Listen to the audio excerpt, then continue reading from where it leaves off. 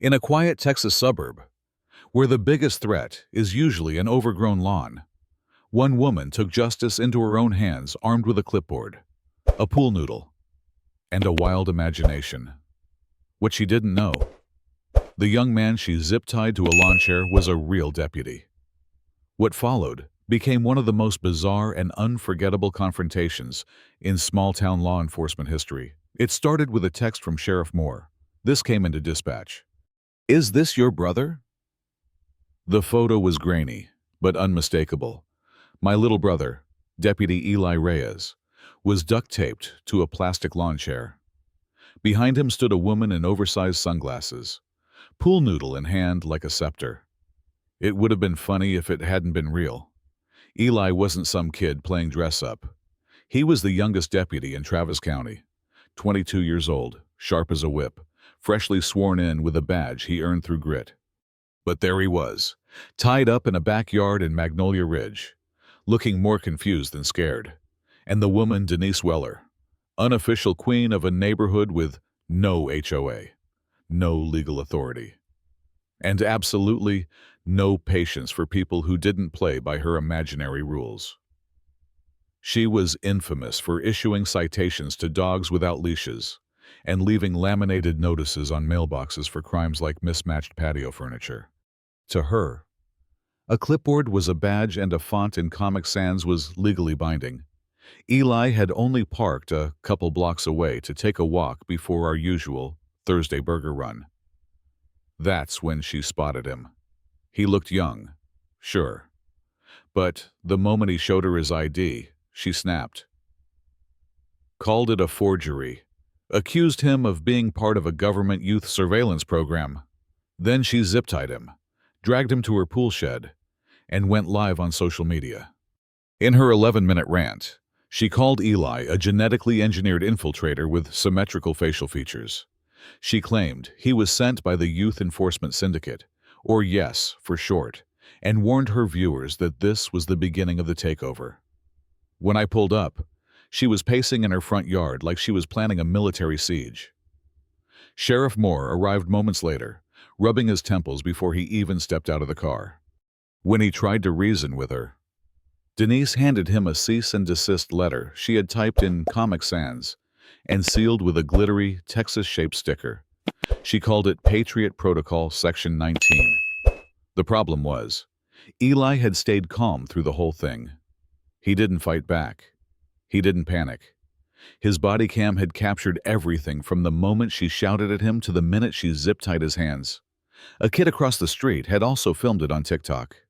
That video, particularly the moment she crowned him with a pool noodle and called him Commander Clone, went viral overnight. The internet crowned him Deputy Noodle. Memes exploded. News stations ran segments. Late-night hosts joked about it.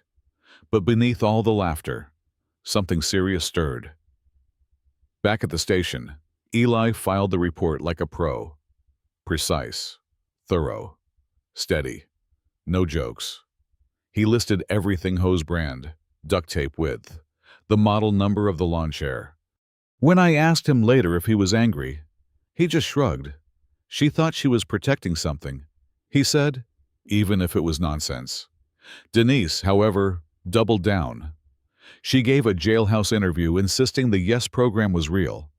She submitted a hand-drawn logo, a cartoon boy in sunglasses holding tiny handcuffs. Then she tried to sue Eli, Sheriff Moore, and the pool shed in court. She wore a velvet cloak and accused the judge of being deep state adjacent. She submitted a crayon-drawn restraining order against government satellites and demanded all testimony be given under solar oath. The courtroom was packed, but people weren't there for justice. They came for spectacle.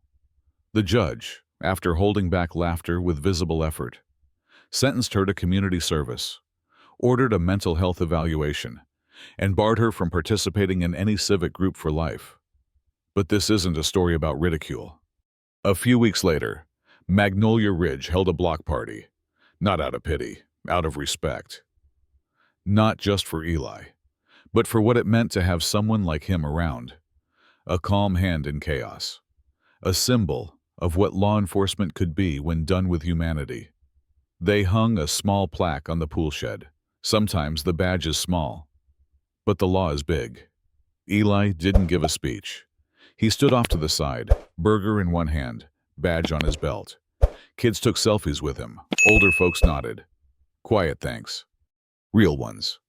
When Denise passed by back on the street after serving her hours, she muttered about resistance cells. Eli didn't flinch. He just smiled and offered her a burger. She walked away without a word.